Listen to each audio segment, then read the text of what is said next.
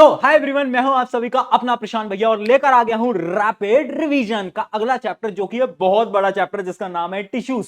But why to fear when PK भैया is here, क्योंकि अगले 25 मिनट के अंदर इस पूरे बड़े से चैप्टर को समराइज करके इसका फटाफट से रैपिड रिवीजन कराने वाला हूं। तो देखो, सबसे पहले अगर आपको डिटेल में पढ़ना है ना, तो इसका डिटेल में वन शॉट में ऑलरेडी बना चुका हूं, जिसके अंदर 1.5 घंटे के अंदर मैंने बहुत डीपली पढ़ा है, तो आप उसको भी देख सकते हो। लेकिन अगर आपको जल्दी जल्दी करना है और कल आपका एग्जाम वगैरह आपको रिवाइज करना है, तो आप बेस्ट वीडियो के ऊपर आए हो। तो चलो स्टार्ट करते हैं। अब इस चैप्टर को समझने के लिए आपको यह समझना पड़ेगा कि टिश्यू होते क्या है। जब बहुत सारे सेल जुड़ते हैं तो वो क्या बनाते हैं? टिश्यू बनाते हैं। यानी टिश्यू क्या है? Tissue is the group of similar cell in a structure. यानी जब बहुत सारे सेल जुड़ते हैं और वो एक फंक्शन को परफॉर्म करते हैं, ठीक है, working together to perform a specific function, then it is called tissue. ठीक है, हमारी बॉडी में बहुत सारे सेल हैं, पिछले चैप्टर में पढ़ा था। अब सेल कंबाइन होते हैं, टिश्यू बनाते हैं, और टिश्यू कंबाइन होते हैं, ऑर्गन बनाते हैं, और ऑर्गन बनाता है ऑर्गन सिस्टम। और ये जो ऑर्गन सिस्टम है, इससे हम बनते हैं, हम यानी ऑर्गेनिज्म। ठीक है, तो अब हमें दो प्रकार के टिश्यूज पढ़ने हैं इस चैप्टर के अंदर, एक है प्लांट टिश्यू, एक है एनिमल टिश्यू। तो सबसे पहले प्लांट टिश्यू पढ़ते हैं। अब ये जो टेबल है ना, ये देख के बड़े बड़े लोग घबरा जाते हैं, पर मैं क्या बोल रहा हूं, एक ट्रिक लेकर आया हूं। ट्रिक क्या है, बस इतना याद रखना। मैं गया था एमपी, एमपी यानी मध्य प्रदेश। ठीक है, मैं गया था एमपी में। एमपी में जब मैं गया तो मुझे मेरा एक दोस्त मिला, अली। कौन मिला? अली। ठीक है, फिर उसके बाद मैं और आगे गया तो मुझे दो टाइप के ग्रुप मिले। एक टाइप का ग्रुप वो था जिसमें सेम प्रकार के लोग रहते थे, और एक वो था जिसके अंदर अलग अलग प्रकार के लोग रहते थे। और जो सेम प्रकार के लोग थे ना, उसमें से एक लड़के ने, एक एग्जाम होता है पीसीएस, एक गवर्नमेंट एग्जाम होता है, वो क्रैक कर रखा था। और ये जो डिफरेंट टाइप के ग्रुप थे ना, इसमें दो भाई थे, दो भाई दोनों तो भाई। एक क्या करता था, एक पानी लाया करता था घर में, और एक भाई दूसरा जो खाना वगैरह होता है वो लेके आता था घर में। अब तुम्हें सुनकर लग रहा होगा ये क्या कहानी है? अरे ये पूरा आपका प्लांट यहां पर खत्म हो जाता है। कैसे खत्म हो जाता है? चलिए स्टार्ट करते हैं फटाफट से। सबसे पहले बात करते हैं एमपी। मैं गया एमपी में। एम यानी मेरिस्टेमेटिक टिश्यू, पी यानी परमानेंट टिश्यू। प्लांट टिश्यूज को दो पार्ट में डिवाइड करा, मेरिस्टेमेटिक और परमानेंट। क्या डिफरेंस है, पेपर में बार बार पूछा गया, ध्यान से देख लो। मेरिस्टेमेटिक टिश्यू की सबसे बड़ी डेफिनेशन या इंपॉर्टेंस क्या है? They have capacity to divide, यानी इसके जो सेल्स होते हैं ना, वो डिवाइड करते जाते हैं, बढ़ते जाते हैं। लेकिन परमानेंट के नाम से ही समझ आ रहा है, they do not have capacity to divide, यानी ये बदल नहीं सकते, डिवाइड नहीं कर सकते। बहुत बढ़िया। अगली चीज, मेरिस्टेमेटिक टिश्यू के जो सेल होते हैं ना, वो बहुत छोटे होते हैं, ठीक है, और इनकी जो शेप होती है वो भी सेम होती है। लेकिन परमानेंट टिश्यूज जो होते हैं, इनके सेल बड़े होते हैं और शेप भी अलग अलग होती है, शेप वेरीज। उसके अलावा वैक्यूल्स, पिछले चैप्टर में पढ़ा था सेल के अंदर वैक्यूल क्या होते हैं, तो याद रखना मेरिस्टेमेटिक टिश्यू के अंदर वैक्यूल्स ना एब्सेंट होते हैं। अब तुम पूछोगे क्यों एब्सेंट होते हैं? परमानेंट में तो प्रेजेंट होते हैं, क्योंकि देखो मेरिस्टेमेटिक टिश्यू को डिवाइड होना है, और वैक्यूल ना बहुत बड़ी स्पेस ले लेता है, तो अगर वैक्यूल होगा तो डिवाइड कैसे कर पाएगा सेल? ठीक है। उसके अलावा याद रखना इंटरसेलुलर स्पेसेस यहां पर एब्सेंट होती है, यानी सेल आपस में जुड़े होते हैं, यहां पर बहुत ज्यादा इंटरसेलुलर स्पेस होती है। एक पॉइंट और याद रखना, इनकी जो सेल वॉल होती है मेरिस्टेमेटिक की, वो पतली होती है। क्यों? ताकि वो इजीली डिवाइड कर पाए, थिन सेल वॉल। जबकि परमानेंट टिश्यू की जो सेल वॉल होती है वो थिक होती है। क्यों? क्योंकि इनको डिवाइड तो करना ही नहीं है भैया। ठीक है, अब ये समझ में आ गया। मैंने बोला था मैं एमपी में गया, मेरिस्टेमेटिक परमानेंट। मुझे पहले कौन मिला? अली। अली यानी ALI। ये जो मेरिस्टेमेटिक टिश्यू है ना, इसके 3 टाइप्स होते हैं। कौन कौन से टाइप्स होते हैं? चलिए एग्जांपल से देखते हैं। पहला है ए यानी एपिकल मेरिस्टम, एल यानी लेटरल मेरिस्टम, यहां पर लिखा हुआ है, और आई यानी इंटरकैलरी मेरिस्टम। एपिकल मेरिस्टम क्या होता है? ये वो प्रकार का मेरिस्टेमेटिक टिश्यू है जो कि tip of root and shoot पे प्रेजेंट होता है, यानी या तो यहां पर प्रेजेंट होगा, या तो जो रूट होती है नीचे उसकी टिप के ऊपर प्रेजेंट होता है। इसका काम क्या है? ग्रोथ यानी लेंथ को बढ़ाने का इसका मेन काम होता है। ठीक है, दो टाइप का है, एक हम बोलते हैं सैम, एक बोलते हैं रैम, यानी शूट एपिकल मेरिस्टम, रैम यानी रूट एपिकल मेरिस्टम। ठीक है भैया, समझ आ गया। अब बात करते हैं किसकी? Lateral, L. अब देखो लेटरल यानी चौड़ाई, तो ये ना प्लांट की चौड़ाई को बढ़ाता है। अगर मैं इंग्लिश में बोलूं तो उसको हम गिर्थ बोलते हैं, गिर्थ। तो याद रखना ये कहां पर लोकेटेड होता है? Along the sides of the stem and the root. इसका मेन काम क्या होता है? ग्रोथ इन दी थिकनेस, या फिर गिर्थ भी हम बोल सकते हैं, गिर्थ को बढ़ाने का यानी थिकनेस बढ़ाने का इसका मेन काम हो रहा होता है। ठीक है, अब एक आ जाता है इंटरकैलरी। इंटरकैलरी का क्या मतलब होता है? देखो यार, ये होते हैं नोड्स, ये होते हैं नोड्स, और इनके बीच का जो पोर्शन है इसको हम बोलते हैं इंटरनोड्स। तो इसका काम क्या होता है? ये इंटरनोड्स के बीच में प्रेजेंट होता है, और उसका काम होता है regrowth of the part after cutting. यानी किसी भी चीज को अगर काट देते हो, घास को काट देते हो, तो उसके पार्ट जो वापस से ग्रो कर जाते हैं ना, वो इस टिश्यू की वजह से कर पाते हैं। ठीक है, तो यानी इंटरनोड की लेंथ को बढ़ाने का इसका मेन काम है। बहुत बढ़िया, ये तीन चीजें आई होप आपको समझ में आ गई होगी। अब देखो फंक्शन क्या है मेरिस्टेमेटिक टिश्यू के, वो तीन फंक्शन याद रखना। सबसे पहला फंक्शन तुम्हें समझ आ गया होगा, एक तो ये ग्रोथ देता है, प्लांट की लेंथ वगैरह बढ़ाता है। अगली चीज, ये नए सेल प्रोड्यूस करता है, और ये नए सेल ना बाद में पता है क्या बनते हैं, यही सेल परमानेंट टिश्यू बनते हैं। यानी याद रखना, produces new cell that later become specialised, यानी यही सेल मेरिस्टेमेटिक टिश्यू के जो सेल होते हैं वो परमानेंट टिश्यू में कन्वर्ट हो जाते हैं, ठीक है, टाइम के साथ। एंड लास्ट चीज, help in wound healing and regeneration. जैसे मैंने आपको बताया, किसी चीज को काट देते हैं तो उसके अगर जख्म वगैरह हो गए, वाउंड्स हो गए, तो उनको हील करने के कौन काम आएगा, मेरिस्टेमेटिक टिश्यू। बहुत बढ़िया, तो ये पूरी की पूरी कहानी थी किसके ऊपर, मेरिस्टेमेटिक टिश्यू के ऊपर। अब बात करते हैं एम और पी। पी यानी क्या है, परमानेंट टिश्यू। मैंने तुम्हें बताया था जब मैं आगे गया तो मुझे दो ग्रुप मिले थे, एक वो ग्रुप जिसमें कि सेम टाइप के लोग थे, एक वो ग्रुप जिसमें कि अलग अलग टाइप के लोग थे। तो ये जो सेम टाइप वाला ग्रुप है ना, इसको हम बोलते हैं सिंपल परमानेंट टिश्यू। क्यों? क्योंकि इसके अंदर जो सेल होते हैं ना वो एक जैसे होते हैं। ठीक है, कहानी की मदद से याद करो। तो यह है सिंपल परमानेंट टिश्यू। देखो परमानेंट टिश्यू बना कैसे है, plant tissue formed from meristematic tissue. मैंने बताया ना, मेरिस्टेमेटिक टिश्यू के सेल किसमें कन्वर्ट हो गया, परमानेंट में। ठीक है, बहुत बढ़िया। अभी जो सिंपल परमानेंट टिश्यू होता है ना, ये एपिडर्मिस के नीचे होता है। अब तुम पूछोगे एपिडर्मिस क्या है, अभी बताऊंगा बाद में। ठीक है, अब देखो मैंने तुम्हें बताया था कि यहां पर ना एक इंसान ने एक एग्जाम क्रैक करा हुआ था जिसका नाम था पीसीएस। पीसीएस यानी क्या है, पी से है पैरेन्काइमा, सी से है कोलनकाइमा, और एस से है स्केलेनकाइमा। ये इसके तीन टाइप होते हैं। तो सबसे पहले मैं आपको बताता हूं ये पैरेन्काइमा क्या होता है। देखो पैरेन्काइमा, पहले तो इसके जो सेल होते हैं वो क्या रहते हैं, लिविंग रहते हैं। याद रखना, इनकी सेल वॉल बहुत पतली होती है, लिविंग सेल होते हैं, लूजली पैक्ड होते हैं, यानी इनके बीच में जो स्पेसेस होती हैं वो बहुत ज्यादा होती है। उसके अलावा इनका जो मेन काम है, याद रखना कहीं पर भी पैरेन्काइमा लिखा आ जाए, मेन काम होगा खाने को स्टोर करना। बहुत बढ़िया, ठीक है। अब पैरेन्काइमा भी दो टाइप के हैं। कैसे? पहला जो पैरेन्काइमा है उसको मैं बोलता हूं क्या, मतलब ऐसे याद कर लो, सी ए।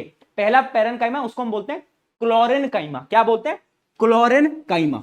यानी इसका मतलब वो है, वो टाइप के पैरेन्काइमा जिसके अंदर क्लोरोफिल है। क्लोरोफिल क्या करता है, फोटोसिंथेसिस। ठीक है, तो इसके पास क्लोरोप्लास्ट क्लोरोफिल होता है।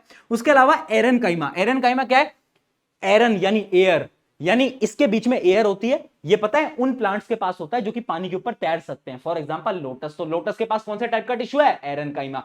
एरेनकाइमा एयर है, एयर तैराएगी। बहुत बढ़िया, बहुत बढ़िया। चलिए बात करते हैं कॉलनकाइमा की। पैरेन्काइमा क्लियर हो गया, कॉलनकाइमा देखो, कॉलनकाइमा का भी जो सेल होते हैं वो सारे के सारे लिविंग होते हैं, लंबे सेल होते हैं, और इनकी जो सेल वॉल होती है वो थोड़ी सी मोटी होती है पैरेन्काइमा के कंपैरिजन में। ठीक है, but very little intercellular spaces, spaces भी बहुत कम है इसके बीच में। इसका मेन काम क्या है, प्रोवाइड फ्लेक्सिबिलिटी एंड सपोर्ट। देखो यार, डंडी जो होती है पेड़ की वो मुड़ पाती है ना, बेंड कर पाती है। क्यों? By the help of collenchyma. बहुत बढ़िया, है ना, जितनी भी डंडियां वगैरह, वो मनी प्लांट ऐसे ऐसे घूम पाता है ना, फ्लेक्सिबल होता है। क्यों? कॉलनकाइमा की वजह से। अब बात करते हैं स्केलेनकाइमा। इसके सेल भैया डेड होते हैं, लॉन्ग होते हैं, एंड इनकी सेल वॉल बहुत मोटी होती है। उसके ऊपर एक सब्सटेंस होता है, नाम याद रखना, पेपर में पूछा जाता है, लिग्निन, है ना, एक सब्सटेंस है जिससे सेल वॉल बहुत मोटी होती है। डेड सेल होते हैं, इंटरसेलुलर स्पेसेस तो होती ही नहीं है। इसका मेन काम क्या है, स्ट्रेंथ प्रोवाइड करना और हार्डनेस प्रोवाइड करना। इसका एग्जांपल है कोकोनट, देखा है नारियल, कोकोनट का जो हस्क होता है, जो रफ सरफेस होता है,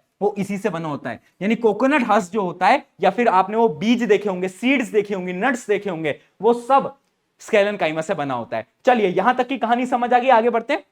अब मैं जब आगे गया तो एक टाइप का ग्रुप ऐसा था जिसके अंदर अलग अलग प्रकार के लोग थे, और उसमें दो भाई थे। एक पानी लाता था, पानी वाले को हम बोलते हैं जाइलम, और जो फूड लाता है उसको हम बोलते हैं फ्लोएम।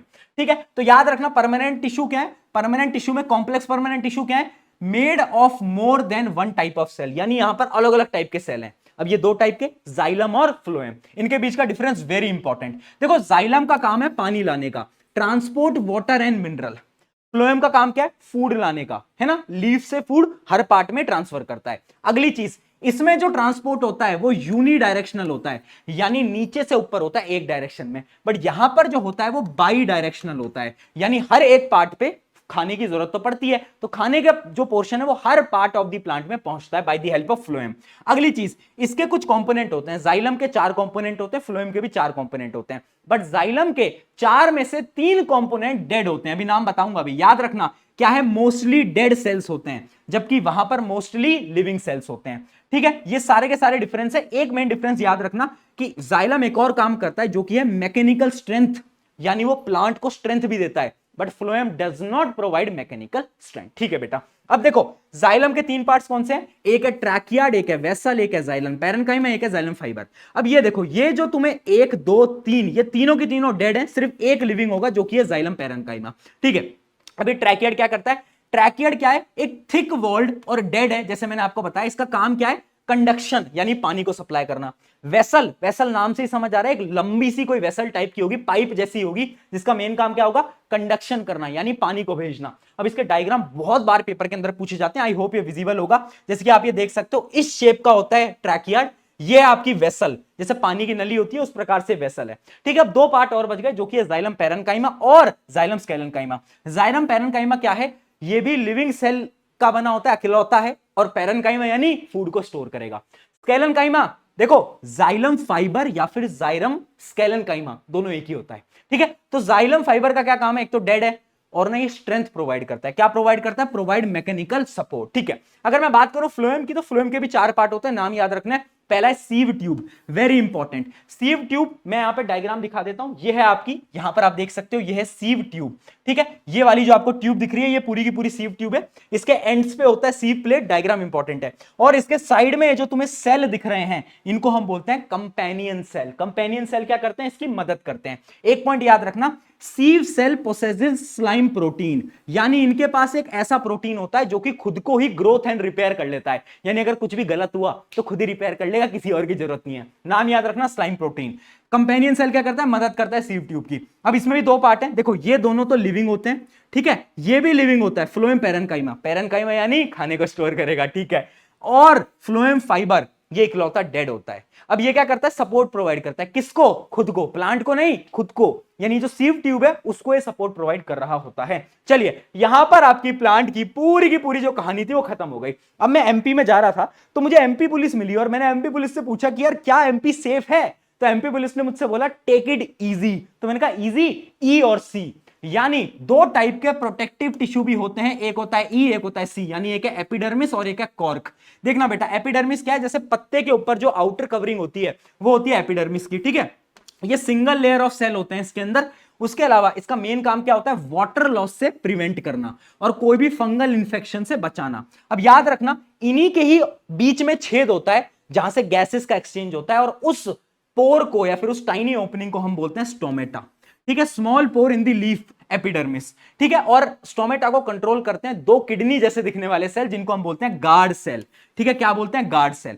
तो यानी स्टोमेटा का मेन काम क्या है, गैसेस एक्सचेंज, और उसके अलावा एक काम होता है ट्रांसपिरेशन, यानी जो एक्सेस ऑफ वाटर होता है वो यहां से निकल जाता है, स्टोमेटा से निकल जाता है। ठीक है, ये समझ में आ गया। उसके अलावा ये जो है ना एपिडर्मिस, ये रूट में भी प्रेजेंट होता है, रूट के जो हेयर्स होते हैं वहां पर भी प्रेजेंट होता है। रूट को क्या काम है, पानी को ऑब्जॉर्ब करना है, तो पानी के ऑब्जॉर्प्शन में भी ये मदद करता है। कौन, एपिडर्मिस, यानी एपिडर्मिस बहुत काम का है, प्रोटेक्शन भी दे रहा है, अब्जॉर्प्शन वगैरह भी कर रहा है। चलिए, बहुत बढ़िया। अब बात करते हैं कॉर्क, ये है जेड प्लस सिक्योरिटी। ये जब पेड़ बहुत मोटा हो जाता है ना, उसके जो तना होता है, जो एक मोटी सी कवरिंग होती है, वही होता है कॉर्क। तो याद रखना, ये ओल्ड स्टेम में प्रेजेंट होता है और इसके सेल होते हैं डेड, कॉम्पैक्टली अरेंज, यानी कोई इंटरसेल्युलर स्पेस होती नहीं है।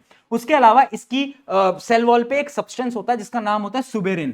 सुबेरिन क्या होता है, एक ऐसा सब्सटेंस है जिससे कि वाटर प्रूफ बन जाता है, यानी पानी अंदर नहीं आ सकता, कोई भी बैक्टीरिया वायरस कुछ भी अंदर नहीं आ सकता। ठीक है, तो इस नाम को आप याद रखना, इसका काम क्या है, प्रोटेक्शन ऑफ ओल्डर प्लांट्स। यहां पर प्लांट का आपका पूरा का पूरा खत्म होता है, और अब हम बढ़ने जा रहे हैं किसके ऊपर बेटा, अब हम बढ़ेंगे एनिमल टिश्यूज की तरफ। अब एनिमल टिश्यूज क्या है, वो कहानी पूरी एमपी वाली क्लियर है।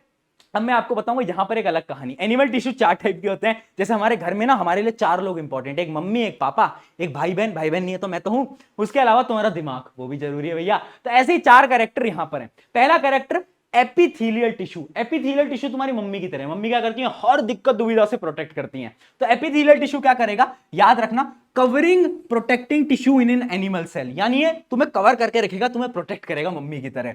उसके अलावा covers organ cavity, skin, mouth, यानी जो स्किन है ना, ये भी हमारी किसकी बनी है, एपिथेलियल टिश्यू की बनी होती है, यानी पूरी जो प्रोटेक्शन है वो क्या, कौन देता है, एपिथेलियल। अब इसके सेल देखना कैसे होते हैं, टाइटली पैक्ड होते हैं, कॉन्टिन्यूस शीट जैसे होते हैं, very little cementing material, almost no intercellular space. Intercellular space इनके सेल के बीच में नहीं होती। फंक्शन क्या है, एक तो प्रोटेक्शन है, दूसरा एक्सचेंज ऑफ मटेरियल, मटेरियल का एक्सचेंज भी बहुत जरूरी है, तो वो भी इनका काम है। अब एपिथेलियल टिश्यू भी कुछ टाइप के होते हैं, एक ट्रिक बता रहा हूं याद करने की, क्या है, याद रखना एस स्क्वायर सी क्यूब, ऐसे याद करो। 3 नाम सी से स्टार्ट होंगे, 2 एस से स्टार्ट होंगे। पहले एस वाले सुन लो। सबसे पहले आता है एस से स्क्वामश एपिथेलियम। क्या आता है? स्क्वामश एपिथेलियम। अब यहां पर ना आपको ये याद रखना है कि ये जो टिश्यू है ना, ये कौन से बॉडी पार्ट पे प्रेजेंट होता है। डायरेक्टली पेपर में आता है एमसीक्यू क्वेश्चन के अंदर। तो याद रखना ये बहुत पतली लेयर होती है, जो हमारी ब्लड वेसल्स होती है ना, ब्लड वेसल्स की जो लाइनिंग होती है वो इसी की बनी होती है। ब्लड वेसल की लाइनिंग, पहला स्क्वामश एपिथेलियम। अब 2 एस आ जाएंगे, एस स्क्वायर हो जाएगा, यानी स्ट्रैटिफाइड स्क्वामश एपिथेलियम। स्ट्रैटिफाइड यानी लेयर मोटी हो गई। मोटी लेयर कहां चाहिए? स्किन के ऊपर, ठीक है। तो यानी many layers like skin, mouth, skin और माउथ के अंदर अंदर यहां पर हमारी कौन सी लेयर होती है? स्ट्रैटिफाइड स्क्वामश। अब सी से स्टार्ट करते हैं, तो सी से सबसे पहले आता है क्यूबोइडल, क्यूबोइडल एपिथेलियम, यानी क्यूबोइड की शेप में, क्यूबोइड की शेप में एक लेयर होती है। कहां पर प्रेजेंट होती है? याद रखना किडनी में होती है, और सलाइवरी डक्ट, जहां पर हमारा सलाइवा बनता है। किडनी एग्जांपल याद रखना। अगला आता है सी से कॉलमनर एपिथेलियम, यानी कॉलम की शेप पे कहां पर प्रेजेंट होती है? तो एक पार्ट होता है जिसको तुम याद रखना इंटेस्टाइन, जो हमारी इंटेस्टाइन होती है, स्मॉल इंटेस्टाइन, उसके अंदर प्रेजेंट होता है। काम क्या होता है? अब्जॉर्प्शन करना। स्मॉल इंटेस्टाइन एग्जांपल याद रखना। और उसके अलावा एक लास्ट बच गया, जो कि है क्या? जो कि है सिलिएटेड एपिथेलियम, या फिर हम बोल सकते हैं क्यूबोइडल सिलिएटेड एपिथेलियम। यानी यहां पे देखो हेयर लाइक स्ट्रक्चर प्रेजेंट होते हैं। अब हेयर्स कहां है हमारी बॉडी के अंदर? हर जगह अंदर की तरफ, नोज, यानी रेस्पिरेटरी ट्रैक्ट, जहां से तुम सांस लेते हो वहां पर बाल होते हैं ना भाई। हाँ, तो याद रखना है कहां पर प्रेजेंट होता है? रेस्पिरेटरी ट्रैक्ट के अंदर ये प्रेजेंट होता है। इसका नाम क्या है? Columnar ciliated epithelium. ये कॉलमनर आगे लगा लेना, ठीक है भैया, ये भी समझ आ गया। यानी यहां पर पूरा का पूरा एपिथेलियल टिश्यू खत्म होता है। मम्मी समझ लिया। पापा देखो भाई, पापा क्या होते हैं? पापा क्या करते हैं? पापा मोशन करवाते हैं, मूव कराते हैं तुम्हें, है ना, इधर से उठ के इधर पहुंचाते हैं। तो यानी जो मस्कुलर टिश्यूज है ना, ये पापा की तरह है, ठीक है। इनका मेन काम क्या है? Responsible for movement. जैसे पापा आते हैं तो मूव करते हो। अब देखो पापा 3 टाइप के होते हैं। एक पापा वो है जो कि तुम्हारी बात सुन लेते हैं, एक पापा वो है जो कि तुम्हारी बिल्कुल बात नहीं सुनते, और एक पापा वो जिनको देखते तुम्हारा दिल धड़कने लगता है कि भैया आज तो पापा बहुत मारेंगे। ऐसी 3 टाइप के मस्कुलर टिश्यूज हैं। क्या क्या? सबसे पहला है स्ट्राइटेड मस्कुलर टिश्यू या फिर स्केलेटल मस्कुलर टिश्यू। ये वो मसल्स हैं जिनको हम कंट्रोल कर सकते हैं, जैसे मैं अपने हाथ को कर सकता हूं, जैसे पापा है ना जिनको तुम बातचीत से मना सकते हो, वैसे। तो याद रखना ये तुम्हारी बोन से अटैच्ड होते हैं। वॉलेंट्री मूवमेंट यानी सोचा समझा मूवमेंट, तुम सोच के हिला सकते हो इन मूवमेंट को, ठीक है। इन मसल्स को तुम अपने अकॉर्डिंग मूव करा सकते हो। तो उसको हम क्या बोलते हैं? स्ट्राइटेड। स्ट्राइटेड का मतलब होता है स्ट्राइप्स। तुम देख सकते हो इसके ऊपर ऐसे ऐसे स्ट्राइप्स होती हैं ब्लैक एंड व्हाइट की। स्केलेटल नाम क्यों दिया है? स्केलेटल इसलिए दिया है क्योंकि स्केलेटन से अटैच्ड होता है बोन से। अगली चीज, शेप याद रखना है, डिफरेंस बहुत इंपॉर्टेंट है। ये लॉन्ग होते हैं, सिलेंड्रिकल होते हैं, और अनब्रांच्ड होते हैं। आप देख सकते हो सीधी सीधे अनब्रांच्ड है। उसके अलावा मल्टी न्यूक्लिएटेड, यानी देखो बहुत सारे छोटे छोटे न्यूक्लियस इस पे प्रेजेंट है। अगली चीज, इसमें कुछ स्ट्राइशंस होते हैं, यानी लाइट एंड डार्क बैंड्स होते हैं, वो मैंने आपको दिखाई दिए, है ना। ये वॉलेंट्री एक्शंस के लिए काम आते हैं। एंड ये थक जाते हैं, यानी दे नीड रेस्ट। मसल्स थक जाते हैं, फिर रेस्ट चाहिए होता है। बट अगर मैं बात करूं अगली, जो कि है अनस्ट्राइटेड स्मूथ मसल।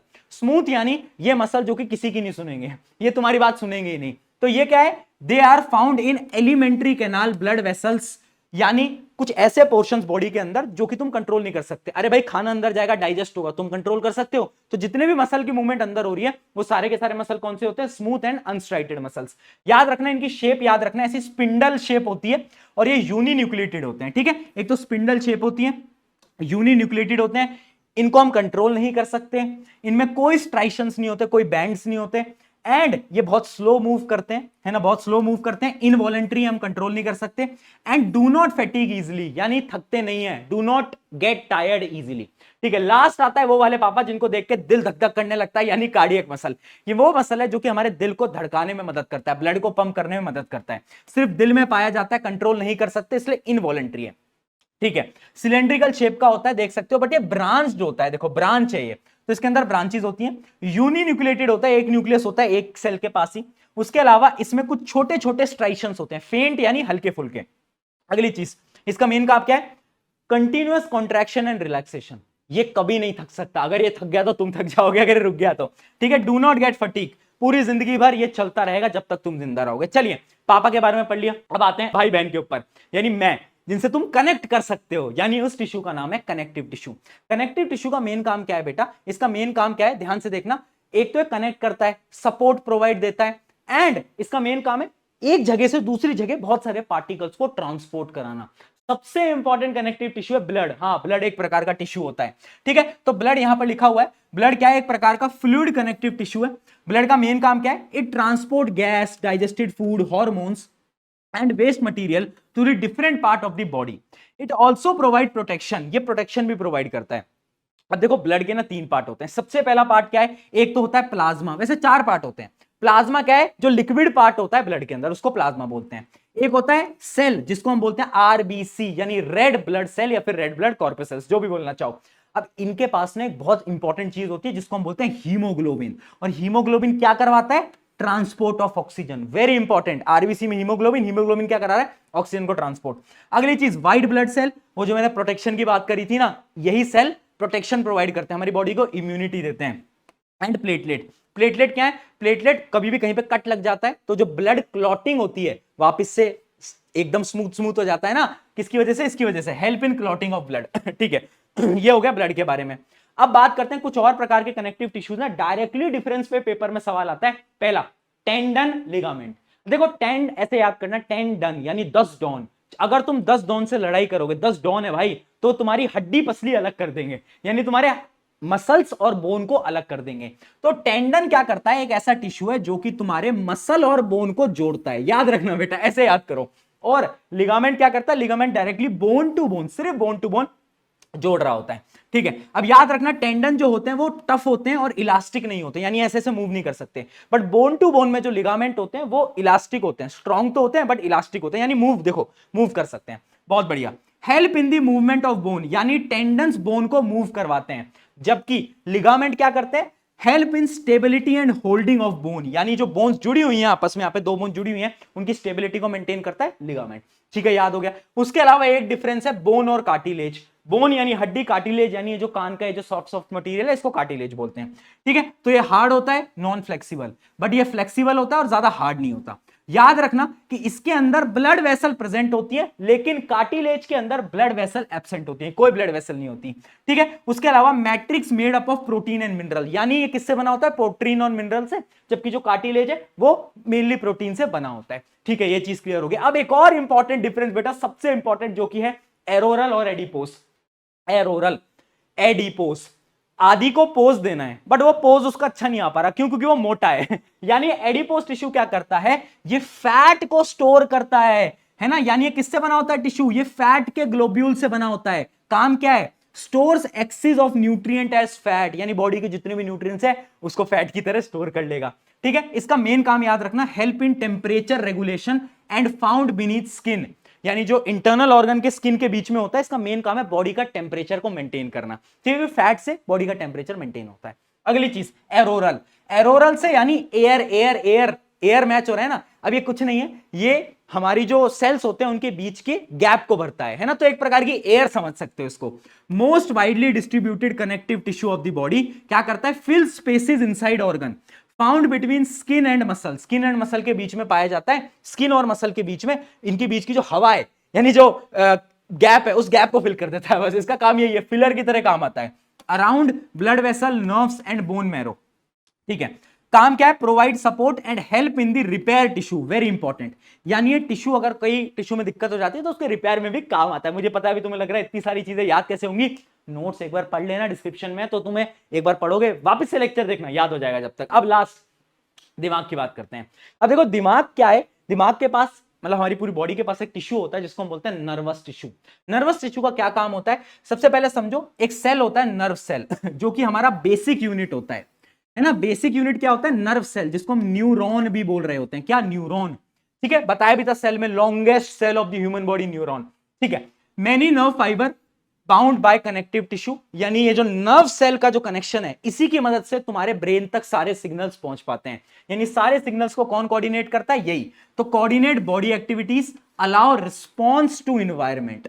ठीक है, अब यहां पर 3 चीजें हैं, एक ब्रेन है, एक स्पाइनल कॉर्ड है, एक नर्व है, यानी एक दिमाग है, एक स्पाइनल कॉर्ड है, और बहुत सारी आपकी बॉडी के अंदर नर्व्स हैं, जो किससे बना है, न्यूरॉन से बना है। किससे, न्यूरॉन से। अब यहां पर न्यूरॉन का जो डायग्राम है बहुत इंपॉर्टेंट है, इसको ध्यान से देख लेना बेटा। पहली चीज, ये जो तुम्हें ऐसे बाहर की जो डंडे डंडे से दिख रहे हैं, इनको हम बोलते हैं डेंड्राइट। क्या बोलते हैं, डेंड्राइट। ये क्या करते हैं, सिग्नल को रिसीव करते हैं। क्या करते हैं, सिग्नल को रिसीव करते हैं। ये जो एरिया तुम्हें दिख रहा है, इसको हम बोलते हैं सेल बॉडी, या फिर इसको सोमा भी बोला जाता है। या फिर इसको साइटोन भी बोला जाता है। 3 नाम है भाई इसके। ये पूरा सेल बॉडी, इसमें न्यूक्लियस भी है। ये क्या करता है, जो सिग्नल आते हैं ना वो केमिकल सिग्नल होते हैं, तो इनको वो इलेक्ट्रिकल सिग्नल में कन्वर्ट कर लेता है। अब यहां से वो इलेक्ट्रिकल सिग्नल सक करके बड़ी फास्ट स्पीड में जाते हैं, तो इस पूरे एरिया को एक्सॉन बोलते हैं। क्या बोलते हैं? एक्सॉन। डायग्राम याद रखना। लास्ट में होती है बेटा नर्व एंडिंग। नर्व एंडिंग में क्या होता है, सिग्नल बाहर फेंक दिए जाते हैं। ठीक है, सिग्नल बाहर फेंक दिए जाते हैं, और जैसे ही सिग्नल बाहर जाता है तो सिग्नल वापस से केमिकल सिग्नल में कन्वर्ट हो जाता है। उसके बाद अगला वापस से न्यूरॉन होता है, वो न्यूरॉन के डेंड्राइट वापस से सिग्नल को लेते हैं, सेम प्रोसेस रिपीट होता जाता है। तो यहां पर कुछ टर्म्स हैं, सारी टर्म्स की डेफिनेशन याद रखना। जैसे डेंड्राइट क्या करता है, डेंड्राइट क्या करता है, branch structure that receive signal, ये सबसे पहले सिग्नल को रिसीव करेगा। सेल बॉडी सोमा या फिर साइटोन भी हम बोल सकते हैं, इसमें न्यूक्लियस होता है। ये क्या काम करता है, ये मेनली जो हमारे केमिकल सिग्नल है उसको इलेक्ट्रिकल सिग्नल में कन्वर्ट करेगा। एक्सॉन एक बहुत लंबी टेल है जिससे कि सिग्नल आगे ट्रांसमिट होंगे। नर्व एंडिंग, नर्व एंडिंग क्या करेंगे, आगे सिग्नल्स को भेज देंगे। चलिए बहुत बढ़िया। नर्व इंपल्स क्या होता है, ये टर्म पूछी जाती है बेटा, नर्व इंपल्स और साइनैप्स। पहले साइनैप्स समझना क्या होता है। Synapse is the gap between axon of one neuron and dendrite of next neuron. यानी जो दो न्यूरॉन के बीच का गैप है ना, एक न्यूरॉन के देखो लास्ट पार्ट आ गया, ये नर्व एंडिंग, यहां पे दूसरा न्यूरॉन खड़ा है, उसका डेंड्राइट खड़ा है, यहां एक का नर्व एंडिंग है, इनके बीच का ये जो गैप है इसको हम बोलते हैं साइनैप्स। ठीक है, और नर्व इंपल्स क्या होती है, अरे नर्व इंपल्स कुछ नहीं होती, ये सिग्नल, इसी को हम बोल रहे हैं। यानी सिग्नल कैसे ट्रेवल कर रहा है, signal travelling along nerve fibre. यानी जैसे वो ट्रैवल कर रहा है ना, पहले डेंड्राइट में आया, सेल बॉडी में, एक्सॉन में, नर्व एंडिंग में, फिर अगले न्यूक्लियस में, मतलब अगले न्यूरॉन में। तो ये जो पूरा पाथ है ना, इसी पाथ को हम बोलते हैं क्या, इसी पाथ को हम बोलते हैं नर्व इंपल्स। क्या बोलते हैं, नर्व इंपल्स। इस पूरे पाथ को हम नर्व इंपल्स बोलते हैं। तो ये रहा आपका पूरा का पूरा नर्वस टिश्यू का टॉपिक। आई होप सारी चीजें समझ आई होंगी। अब जल्दी से ये जो क्वेश्चन है एबीसीडी, कौन सा आंसर सही लग रहा है कमेंट में करना। फटाफट से आपका रिवीजन हो चुका होगा, नोट डिस्क्रिप्शन में। शुक्रिया एवरीवन, मेरा नाम है प्रशांत।